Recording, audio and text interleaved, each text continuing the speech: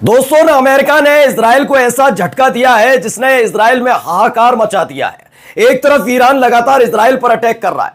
मैंने एक दिन पहले ही आपको खबर दिखाई थी कि रूस ने साफ साफ लफ्जों में बता दिया जिस न्यूक्लियर प्लांट पर हमला करने का प्लान इजराइल तैयार कर रहा है और अमेरिका उसे सहयोग कर रहा है, वहां बारूद का एक कण नहीं गिरना चाहिए, क्योंकि वहां सिर्फ ईरान के लोग नहीं है, ईरानी साइंटिस्ट नहीं है, बल्कि हमारे यानी कि रूस के 200 साइंटिस्ट भी वहां पर मौजूद है। यही नहीं, उन्होंने कह दिया जहां तुम हमला कर रहे हो वहां हमला करने से कोई फर्क पड़ने वाला नहीं है, क्योंकि सारा का सारा जो सिस्टम है वो अंडरग्राउंड शिफ्ट कर दिया गया है। इसके बाद से ही देखिए अमेरिका के तेवर बदल गए।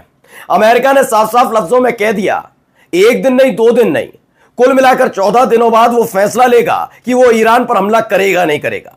अब इजराइल कैसे फंसा इसे आज मैं आपको दिखाऊंगा, क्योंकि खुद अमेरिका के अधिकारियों के हवाले से अमेरिका की मीडिया ने छापा कि इजराइल के पास ईरान की मिसाइल से बचने के लिए जो इंटरसेप्टर होते हैं, जो एयर डिफेंस सिस्टम में लगते हैं, वो मात्र 10 से 12 दिन के बचे हैं। यानी आज के हिसाब से लगा दिया जाए तो अगले 10 दिन तक इजराइल ईरान के मिसाइलों को रोकने में थोड़ा बहुत कामयाब हो सकता है। कितना हो रहा है कामयाब सब देख रहे हैं। यानी इन 10 दिनों के बाद इजराइल के हालात बिगड़ सकते हैं और बिल्कुल यूक्रेन वाली स्थिति बन सकती है। उसका एयर डिफेंस सिस्टम सिर्फ देह मुंह ताकता रहेगा और उसके सर के ऊपर से मिसाइलें निकल जाएंगी, इंटरसेप्टर नहीं होंगे। तो सोचिए 10 दिन के बाद यह होगा और 14 दिन बाद, आज से 14 दिन बाद ट्रंप तय करेंगे ईरान पर हमला करें या ना करें। यानी 4 दिन तक अकेले ईरान की मिसाइलों से इजराइल को जूझना पड़ेगा। यह एक ऐसी स्थिति में लाकर खड़ा कर दिया। इसीलिए जो काम बेंजामिन नेतन्याहू को करना चाहिए, जो उनकी सरकार को करना चाहिए, जो उनके कैबिनेट मंत्रियों को करना चाहिए, वो इजराइल की जनता कर रही है। इजराइल की जनता सॉरी कह रही है ईरान से इस बात को लेकर कि इजराइल, उनके देश ने, उनकी सेना ने, उनकी सरकार के इशारे पर जो ईरान पर हमला किया। आज एक एक खबर आपको दिखाऊंगा। नमस्कार, मैं हूं प्राज्वल गौतम और आप देख रहे हैं टाइम्स एक्सप्रेस। पहले बिना देर किए एक वीडियो दिखाने जा रहा हूं, इस वीडियो को जरा देखिए। तो इस वीडियो में देखिए कैसे झंडे लहराए जा रहे हैं इजराइल के और सॉरी कहा जा रहा है, पीस की बात कर रहे हैं। वो नहीं चाहते और युद्ध, और ये कोई और नहीं है, ये सारे के सारे इजरायली हैं। वो इजरायली जो अपने ही देश में फंस गए। फंस कैसे गए?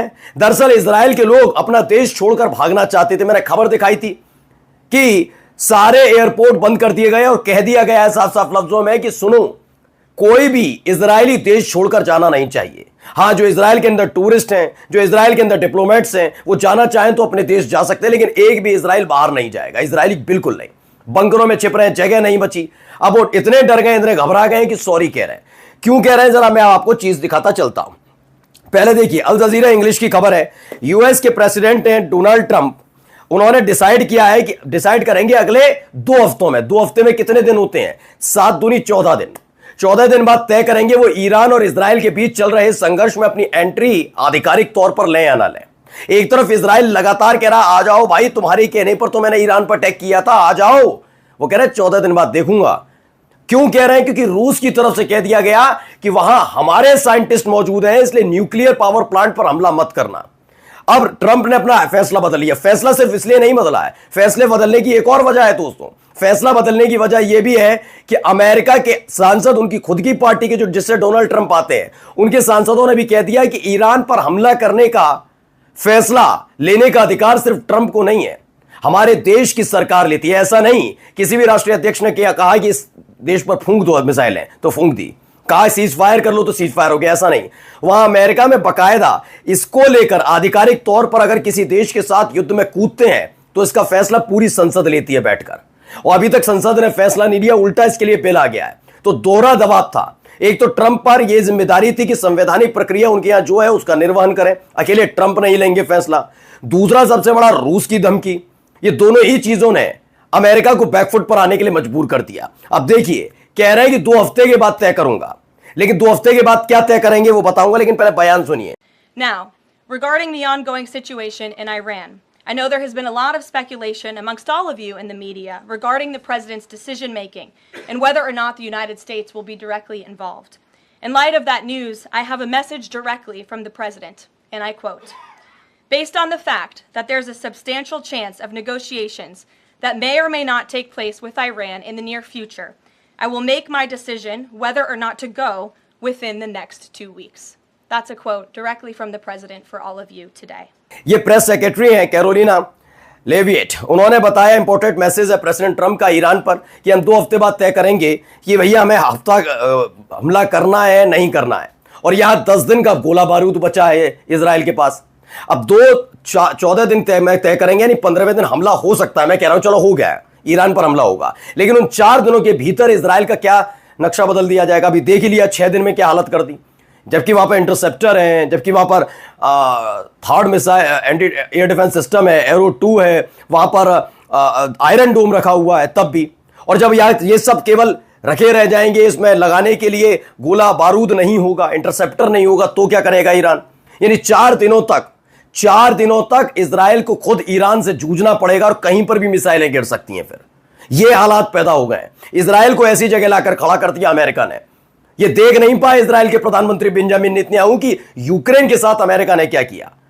इशारे पर कर तो दिया, लेकिन अब ईरान से निपटने के लिए कोई व्यवस्था उनके पास पहले से नहीं थी। अब आइए कौन कौन से देश हैं, यहां तो अमेरिका साथ खड़े होकर भी साथ खड़ा नहीं हो पा रहा इजराइल के, और यहां कितने देश हैं जरा देखिए। रशिया ईरान के साथ, चाइना ईरान के साथ, वेनेजुएला ईरान के साथ, नॉर्थ कोरिया ईरान के साथ, पाकिस्तान ईरान के साथ, बेलारूस ईरान के साथ, सीरिया ईरान के साथ, यमन ईरान के साथ, लेबनान ईरान के साथ। ये तो 9 देश गिनाए मैंने आपको। सऊदी अरब से लेके यूएई, सारे के सारे जितने मुस्लिम परस्त देश हैं, ज्यादातर जॉर्डन को छोड़कर, सब ये चाहते हैं कि इजराइल के खिलाफ अब युद्ध हो जाना चाहिए। यानी कुल मिलाकर इनकी तादाद बहुत बढ़ गई है। यानी ईरान का खुला समर्थन करने वाले इतने देश हैं। ये तो आधिकारिक है 9। इसके अलावा लगातार बयान दिखा रहा हूं, वहां एक अकेला अमेरिका था जो ब्रिटेन के सहयोग से चाहता था कि ईरान को घेरा जाए। ब्रिटेन ने पैर पीछे खींच लिए, अमेरिका ने और 2 कदम पीछे खींच लिए। इजराइल पूरी तरह से अकेला पड़ गया है। अब आइए अगली खबर दिखा रहा हूं, पहले ये वीडियो देखिए क्या कह रहे हैं नेतन्याहू। अभी भी अमेरिका से दरकार है, इसे सुनिए। President Trump will do what's best for America. I trust his judgment. He's a tremendous friend, a tremendous world leader, a tremendous friend of Israel and the Jewish people. And we will do what we have to do, and we are doing it. We are committed to destroying the nuclear threat, the threat of nuclear annihilation against Israel. अब सोचिए इस आदमी की कैसी छवि बनाई गई थी। मैं नहीं कह रहा हूं इजराइल में ताकत नहीं, टेक्नोलॉजी ने, मैं पूरी जिम्मेदारी के साथ अपने चैनल पर स्वीकार करता हूं कि ईरान के मुकाबले अगर टेक्नोलॉजी में देखा जाए तो इजराइल आगे है। लेकिन हकीकत बात यह है कि हथियारों के हिसाब से देखा जाए तो ईरान उससे 10 गुना आगे है। यह बात अमेरिका भी जानता है और इजराइल भी।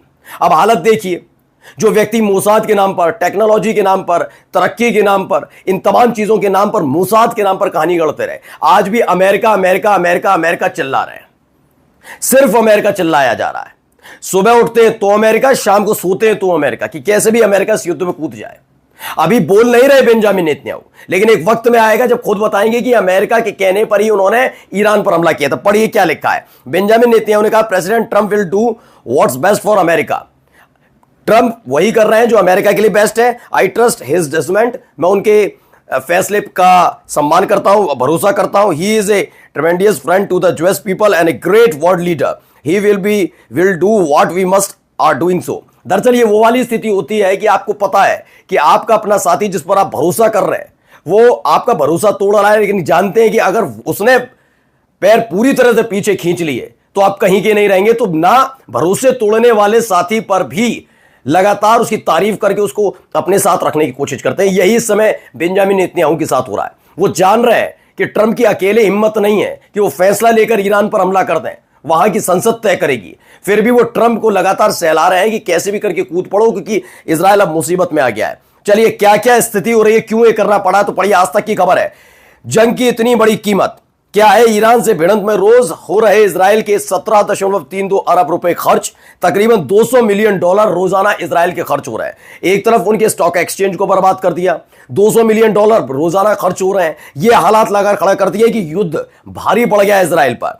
यही अब देखिए कच्चे तेल की कीमतों पर भी असर आएगा। इसका भी असर ट्रंप के फैसले पर पड़ा है। दरअसल यह बताया गया कि अंतर्राष्ट्रीय बाजार में कच्चे तेल की कीमतें 10% से ज्यादा बढ़ चुकी हैं। अगर अमेरिका युद्ध में कूदता है और जंग का दायरा बढ़ता है तो क्या होगा, तेल की कीमतों में आग लग जाएगी। अगर ईरान हॉर्मुज जलडमरू मध्य है, जिसे स्ट्रीट ऑफ हॉर्मुज कहा जाता है, उस पर रास्ते पर बाधाएं खड़ी कर देगा, जहां पर उसने बारूदी सुरंग बिछाने की बात कही थी, और भी बुरा हाल होगा और 20 से 30% महंगा हो जाएगा तेल। यानी हालत और ज्यादा खस्ता हो जाएगी। और जाते जाते देखिए महत्वपूर्ण खबर खबर यह है कि अब तक हमने अपनी कुल मिसाइल और रणनीतिक क्षमताओं का केवल 5% इस्तेमाल किया है। ईरानी सेना के वरिष्ठ कमांडर है मोहसिन रजाई कह रहे हैं, यानी 5% खर्च किया है, 95% पड़ा हुआ है। और ये 95% अगर ठोक दिया गया, सोचिए 6 दिन बीत चुके हैं, 7 दिन बीत चुके हैं, यानी इसमें 15%, कुल मिलाकर 15% मिसाइलें इनकी खर्च होंगी और उसके बाद इजराइल निहत्ता हो जाएगा। नमस्कार।